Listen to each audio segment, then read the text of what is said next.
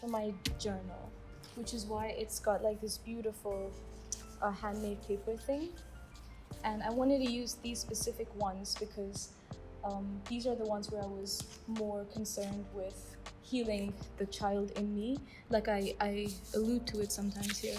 Child, are you afraid as I am? And then the child answers, no, I am neither afraid of what is to come, nor will I worry about all that I shall see, for I will not live for much longer. It's quite sad.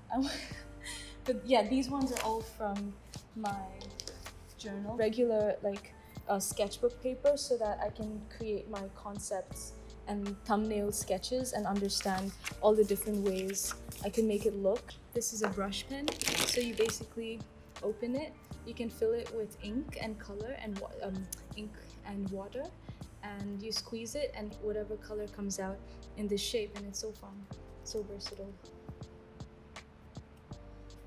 I also have neon colors, so I can like know what's important. I have red, but yeah, the one that I love the most is this brush pen. Isn't that delicious? Oh my god. I won't spend my money on like expensive pens like $7, $6. Just like, what the fuck bullshit is that? These pens are like so much cheaper and they do the same thing. But I don't know. Try and keep an open mind. I discovered that I'm doing what a mother bird does when it's looking for twigs and branches for its baby. So it's very specific about the kind of leaves and twigs that it wants to create a home for its child. And I think I've been doing that and unconsciously been like using a filtration system to look for the objects, because it's not completely random. It seems like it is white walls. It feels very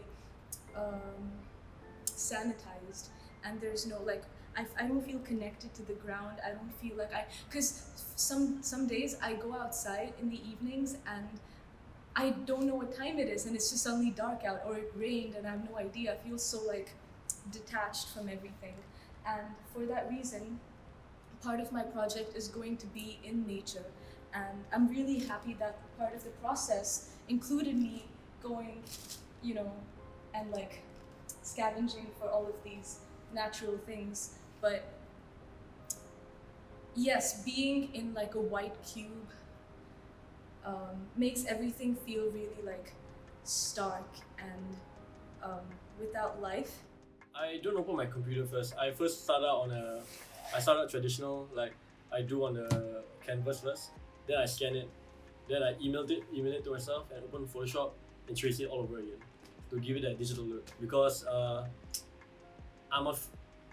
not saying I'm not a fan of like traditional sketches, like photographs of it. Just that I rather have my own like process, so that there's like a bit of punk and like metal to it. The processed feature of it is like the scanning, and like my implementing it on the canvas is a punk way, because like it's DIY in the canvas. I use this mood board right here to emphasize like how this imagery is like influenced. So and I see all this like color coding and these color blocks of like all these cassettes, and like how they're all like the end product of like how they're produced. So seeing them like give me a bit of like inspiration and influence on like how to do the art, like all this scary imagery and all this uncensored bullshit. So this mover right here is all arranged in terms of like randomness, but yet there's a flow, There's like a bit of color over there and a bit of punk. You can know which one is metal and which one is punk. Metal is like much more processed and like painted, While punk is just DIY bullshit, no bullshit, just randomized now.